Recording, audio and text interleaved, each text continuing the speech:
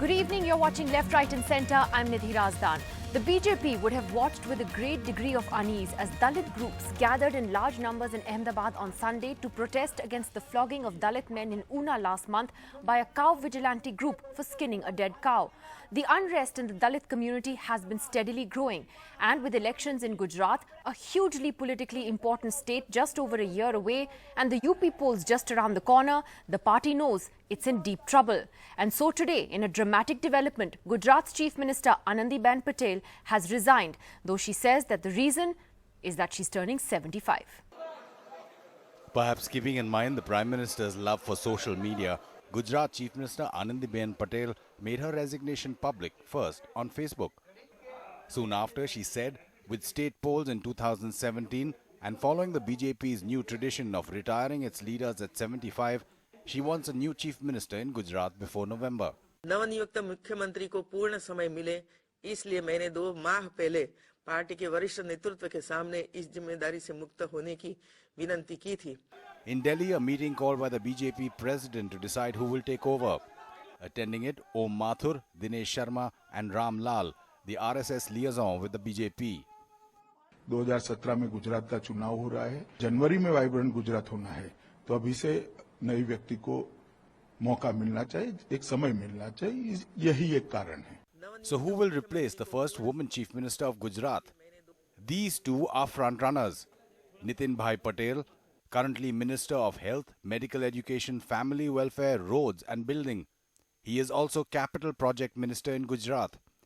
He reportedly headed the committee involved in negotiations with the Patel agitation leaders.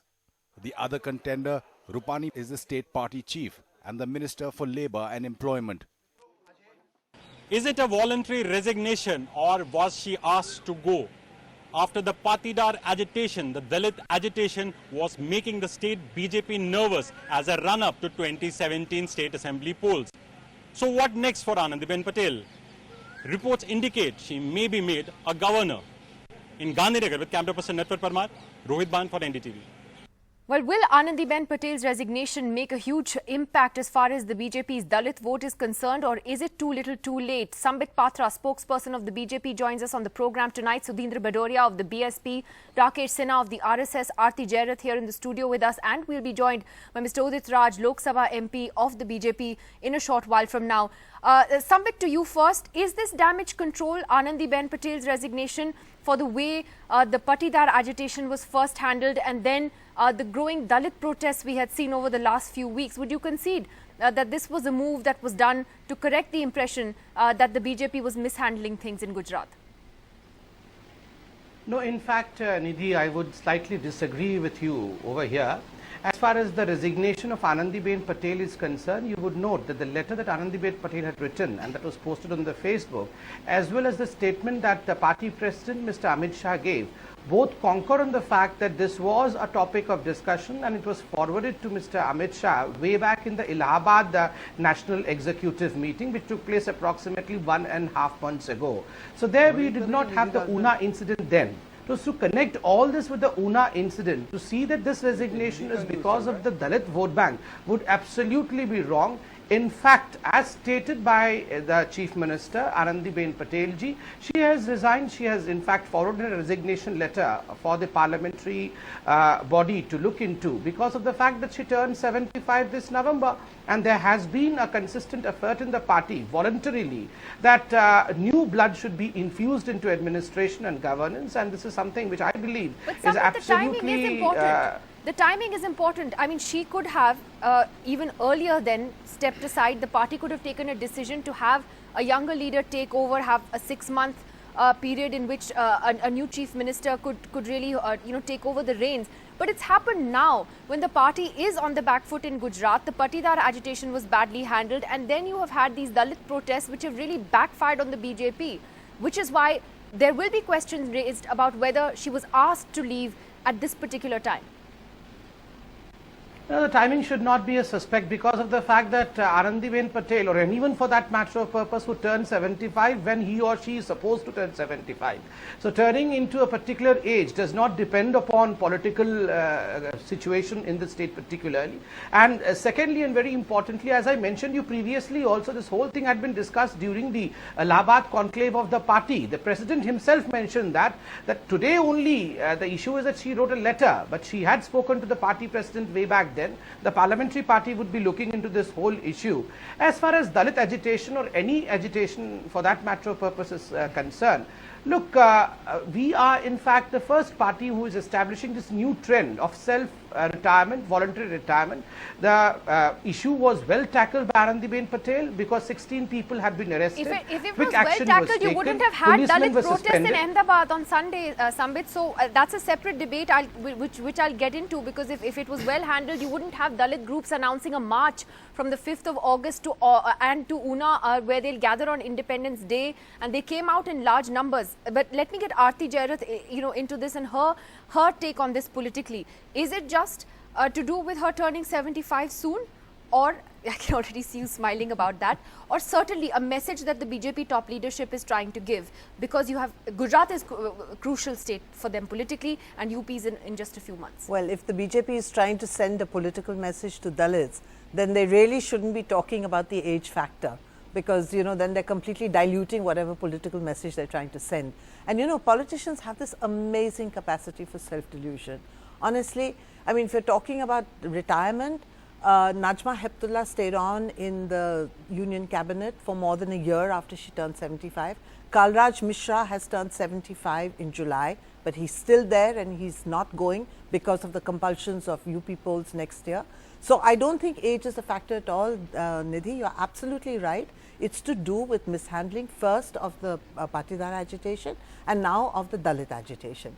And I think that, I mean, it was really time that she went, because the BJP's entire Dalit outreach, and they've been making a very determined effort to do this. They've been, Amit Shah has been dining with Dalits, he's been bathing with Dalits, and they've been making a very big sort of show of this. So Gujarat was, sort of destroying that plank of the BJP's, which is very important for them. Gujarat will come later, but the immediate challenge is UP, where they are hoping to build a coalition by attracting large numbers of Dalits. And this, what was happening in Gujarat, you don't even need the television pictures. It all goes viral on social media. And having said that, Gujarat, many would say Rakesh Sinha is politically as significant a state for the BJP as UP is, because it's Narendra Modi's home state. There's a lot of political prestige that is associated with Gujarat. You were in Gujarat till yesterday. Did you honestly, in your honest political assessment, did you walk away from there feeling that yes, this entire Dalit flogging issue has hurt the party there? No, I don't feel that party has been hurt by this event, this incident. What I say that BJP and RSS are the first, these two organizations, they are the first to reach the UNA. And the UNA is not for them political tourism. As on 3rd January, RSS is organizing a big conference there, where the sons, religious figures, political figures and social figures would attend that UNA conference. The purpose is to create a social harmony. And Nidhi, there are two reasons for these kind of incidents. One is feudalism is still prevailing in the society, and you will find in Gujarat, in Uttar Pradesh, in Assam, different part of the country, such incidents are taking place. We should accept the reality that Dalits are still on the margin. They are victim of the feudalism. And when the dignity and the poverty, attack on dignity and poverty both are together, then the injuries. You don't think there was a mistake in the way the BJP handled things? Why has Anandiben resigned today? The second important thing is that Dalit mobilization and Dalit consolidation doesn't mean that they are against the BJP and RSS. They are fighting against the upper caste supremacists. And that upper caste supremacist, RSS does not share with them. That's why I am telling you that Dalits know that on the ground, RSS is working in Gujarat. Dalits have tremendous respect for RSS. One more thing I will add.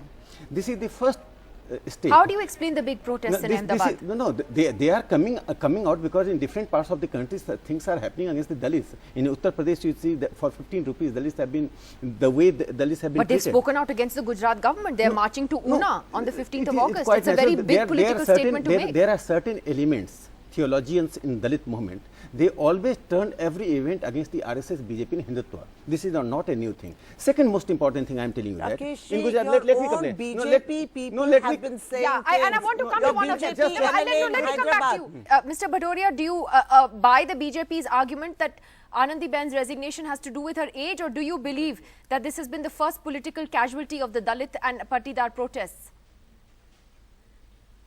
Well, you see, let us see this whole resignation in the background of what has been happening in this country in the last 1 month.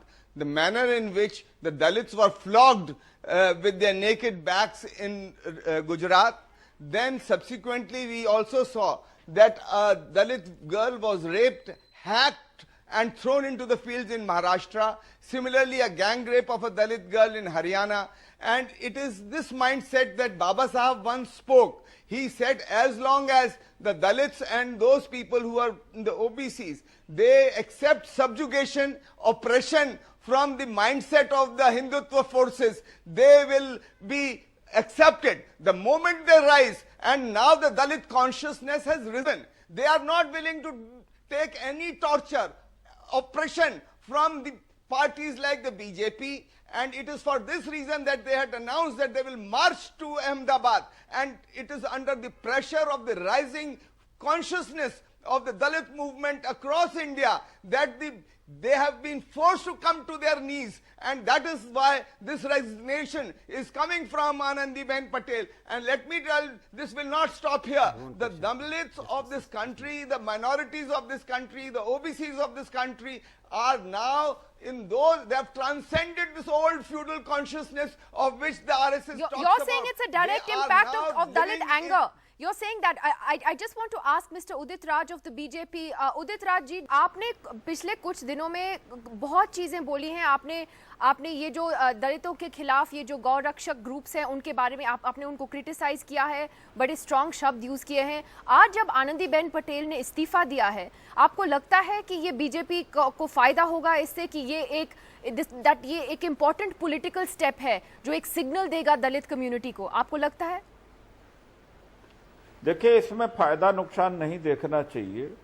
जो सबसे बड़ा वजह है, सरकारें चाहे जिसकी हों, दलितों के ऊपर अत्याचार होते ही रहते हैं.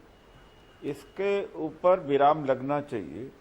2002 में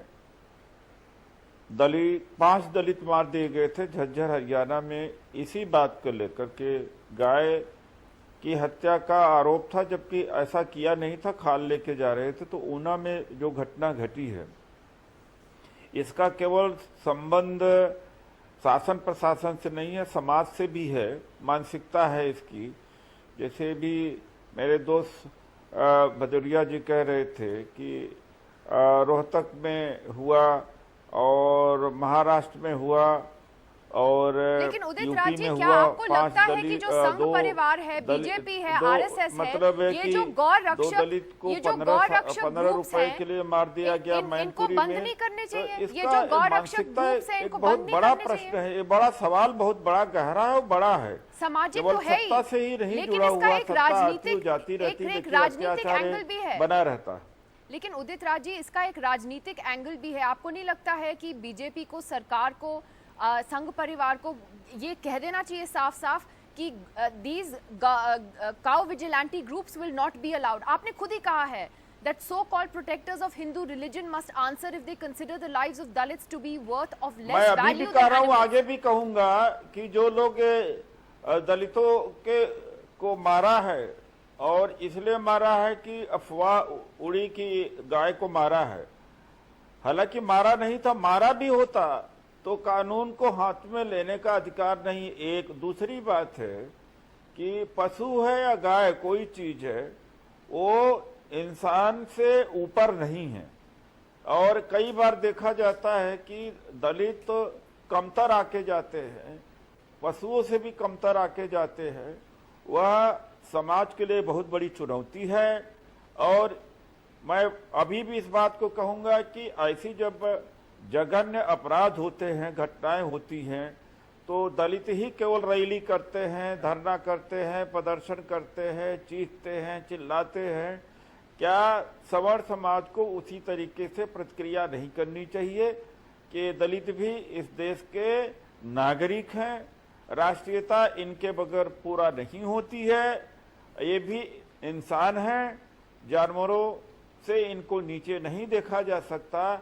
वह सबसे बड़ा प्रश्न है जिसका जवाब समाज को देना चाहिए। उदित राज जी, आप मानते हैं कि पॉलिटिकली ये this has been damaging for the BJP? आपके एक बीजेपी के एमएलए हैं तेलंगाना के राजा सिंह, उन्होंने कहा है कि जो दलितों ने किया टू मर्डर अ काउ, ये बहुत गलीज बात है, that he supports the beating of Dalits. जब आपके अपने पार्टी के लोग ऐसे शब्द इस्तेमाल करते हैं और ऐसे डिफेंड करते हैं, तो आप क्या कहेंगे?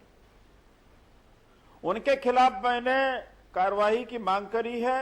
गलत कहा है उन्होंने और जस्टिफाई किया है कि जो ऊना में घटना हुआ सही हुई है। ये पार्टी के सिद्धांत के खिलाफ है। पार्टी को एक्शन लेना चाहिए। जिस तरह से दयाशंकर जी के मामले में एक्शन लिया, श्री दयाशंकर को पद से मुक्त कर दिया गया, पार्टी से निकाल भी दिया गया। ऊना में भी गिरफ्तारी हुई है। राजा सिंह ने जो बोला है मानवता के खिलाफ है, राष्ट्र के खिलाफ है, पार्टी के सिद्धांत के खिलाफ है। इनके खिलाफ कार्रवाई होनी चाहिए।